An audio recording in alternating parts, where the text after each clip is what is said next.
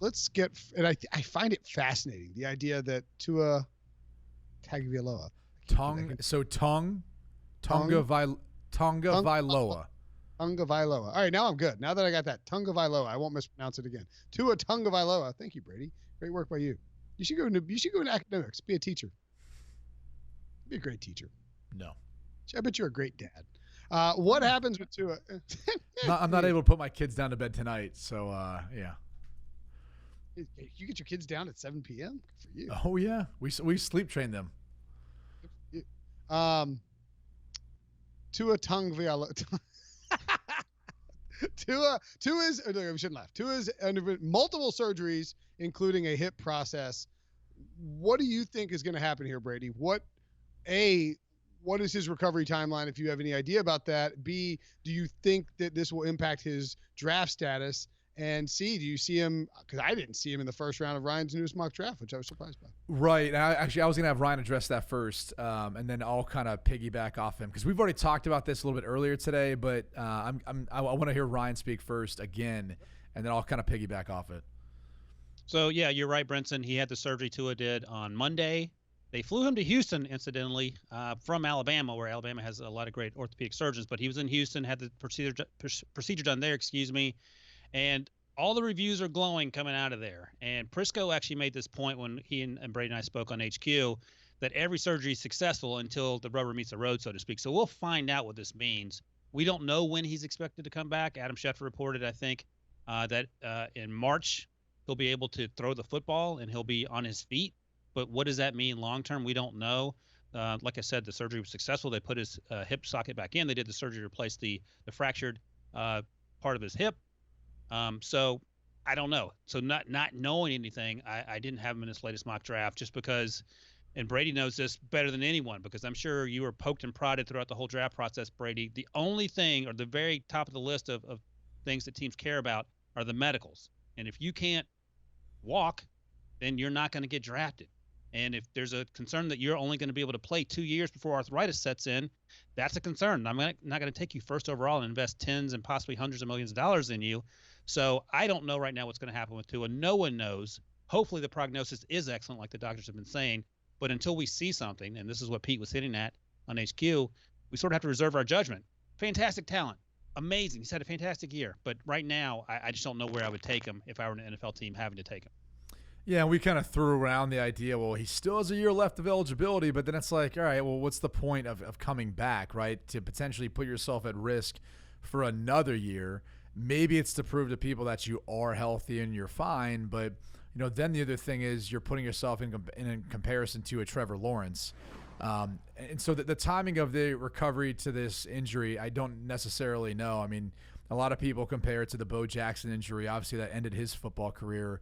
I think the difference between the two is they were able to address the concern right away and then find the best process for him moving forward post-surgery, whereas, Bo Jackson played to an extent with the injury that ended up, ultimately causing his demise. So I think there's a good chance that he will be able to recover from this. I just don't know in what time frame it's gonna be to allow any scout, any general manager, any head coach to then see him and know that he's going to be the same player that they saw on film, because he was phenomenal during his time at Alabama, if he is indeed done playing for Alabama.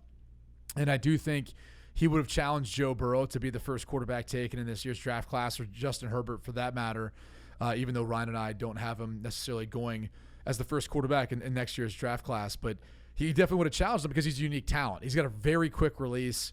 He's very good at moving around the pocket to make plays. I think the best comp is probably Russell Wilson as far as the height, the ability. The release isn't quite the same, but he reminds me more of that. I heard someone the other day compared to Drew Brees. I don't necessarily see that being the case, only because, one, the throwing motion is a little bit different. I mean, Tua's lightning quick. And I also don't think Drew Brees moves quite as well as Tua does. I mean, he's very elusive and kind of creative, like we used to see from Russell Wilson a lot more. And still now, but just definitely a lot more as he transitioned into the league. So it's a big question mark, and it's a tough spot for Ryan to be in. Let me tell you, Ryan Wilson's in a tough spot right now because he's got to come out with these mock drafts. And as I said to him earlier today on HQ, what a jerk. What a jerk. Guy gets injured, now he doesn't put him in first round. Unbelievable. I mean, can you imagine that, Will? jerk that Ryan Wilson has to be. I'm sure that Tua Tagovailoa family seeing Ryan Wilson's mock draft, and now they're saying, look at this guy. He gets hurt and all of a sudden doesn't believe in Tua anymore. So what a position for you to be in, Ryan. You know what I heard happened, Brady? I heard Tua came out of surgery, and the room in the hospital, they had, instead of wallpaper, they had plastered Ryan Wilson's mock draft. They printed it out and plastered it all over there, and to remind him motivation. And so, like, every day for the next 6 months, Tua is going to wake up and think, Ryan Wilson. And he's just going to start, like, cranking, like, iron and working out and trying to rehab. And he's going to come for you, Ryan. When he's drafted in the first round, you're going to be the first names out of his mouth when he walks on that stage. He's going to say, F you, Ryan Wilson, and F your mock draft from whatever day in November 19th, 2019. F you, buddy. That probably won't happen. Yeah, how do you feel about that, Ryan? How about them apples, huh? Yeah, you like apples? How you like them apples? Yeah, I love Tua. But I don't want to. I am curious. I know you don't hate Tua. Nobody thinks you hate Tua. I am curious. Did you consider sending Tua to a team like, well, first of all, the Dolphins, who you had drafted at 25, right? Because they maybe get Tua at a discount, or perhaps maybe not the Saints, but like the Patriots or the Chargers. The only team were the Patriots at the very bottom there. But I didn't do it. I just wanted to hold off this week, see if we found out more.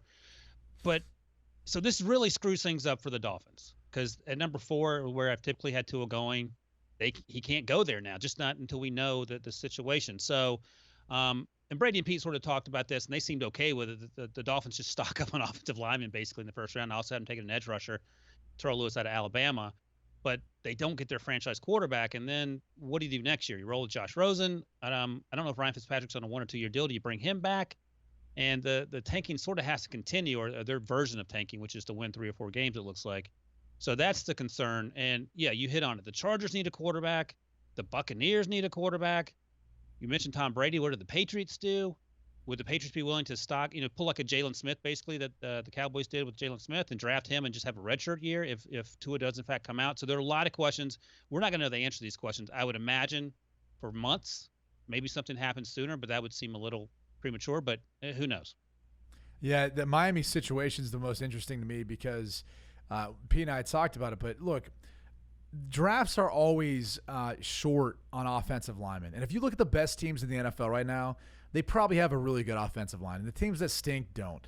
And so teams are more likely to overdraft offensive linemen, in particular in the first round, I think now more than ever. And so I think you're going to see, teams really start to make a run on some of these guys that they value and feel like could really be day one starters and have some of those first-round grades on, or even second-round grades, but they feel like it might be slim pickings if there starts to be a run on some of the other guys that they valued higher. So some to keep an eye on moving forward. But if you're looking at the Dolphins and how they want to build this team, what's wrong with getting a couple offensive linemen in the first round, solidify that front, maybe get an edge rusher too to help out the defense? Then guess who's waiting on the other side in 2021? Trevor Lawrence, baby. He could come in with his rocket ship for an arm, probably the best prospect we've seen since Andrew Luck. And so that could be potentially waiting on the other side. It's just like, can you really get through another season of what we seen this year? I know they won a couple games, went on a little winning streak. Maybe they'll win 1 or 2 more, but what are you selling? Like, what are you selling for the 2020 season to get you to that 2021 draft? Is it tanking for Trevor now, right? Is that more of the mantra that we're going by? Either way, there's some validity to it, to what Ryan's talking about, positioning yourself to be in position to take that sort of player, that caliber of a player, at least at the quarterback position. Because the concern I have with this draft class is I don't know that you're going and really feeling overly confident about any of these guys. Even if Tua hadn't gotten hurt, I still think you probably have some reservations about his ability to play behind a bad offensive line, because his offensive line's been good throughout his career, and he's got supreme talent on the outside. Joe Burrow, is he at his ceiling? I mean, what made him so good this year versus last year? Is it the culmination of things? Is it Joe Brady, his passing game coordinator, the wide receivers continuing to grow and mature and step up? Clyde Edwards-Helaire and the balance that he provides. I mean, there's a lot of questions to what's made him go from being a 56, 57% completion percentage passer to now almost 80%, and touchdowns have already doubled. He's already surpassed that and setting every record book in LSU's passing passing record in their entire offense in their history. So, there's a lot of questions as to why that's happened this year for Joe Burrow. And if he goes to a really bad team, will he be able to uplift everyone like Lamar Jackson can, like we're seeing from him so far. Herbert, he's raw. He's got all the physical talent and ability that you're looking for, but is he going to be able to be the refined passer that he needs to be in a system that's going to be drastically different than what he's being asked to run at Oregon right now? All those things are yet to be seen. So I think you got a lot of question marks about this year's draft class, even though I do feel like there's a fair amount of, talented players and guys who could develop into starters. All right. Good draft talk. Good draft talk. I really do think it's fascinating. I think the Tua thing is, like, we don't know how he's going to recover. I would anticipate that he probably is recovered in time for the actual draft itself, and it's going to have a wide-ranging impact on what the Dolphins do. But I'm with Brady. Get 3 studs in the first round or 3 blue chip guys. Come back and get Lawrence the next year. Can we talk about the other guy, by the way, that drew some criticism from one Pete Prisco? He didn't like CeeDee Lamb as the number 3 overall player taken, which, Ryan, I try to defend you, man. I feel like he could potentially be the first wide receiver taken, although, like, I get it. Everyone's trying to protect their best interest for their future. I'm not exactly sure why he missed last week's game versus Baylor. That kind of concerns me a little bit about his character. And look, he's done enough in his career to prove that he can be one of the best wide receivers in this year's draft, but it's still, you'd like to see him want to be out there with his teammates on the road in a tough environment and a tough game. They said it was a medical issue. Maybe we'll find out more about it, but I feel like that medical issue might have came when he saw Tua get hurt and he thought, maybe I'm okay. Maybe I'm gonna go ahead and sit out, the rest of the season or the next few weeks before we figure out where we're at if they're playing for the national championship. Well, the weird thing for me about just quickly, Brinson, the weird thing for me about CeeDee Lamb in that Baylor game is that the first half he had his uniform on. He wasn't going to play, but he had his shoulder pads on. And then he comes out in the second half and he's wearing his civvy. Smiling? He looked like everything was fine. Like, it really didn't make much sense. I would think if you had to sit out of the game, you'd be pretty upset one way or another. Pretty frustrating for anyone who hypothetically hammered Oklahoma only to see their top offensive weapon not play, but be in a situation where Wi-Fi was so bad that they couldn't get it back the other way on Baylor. Pretty frustrating indeed, CD.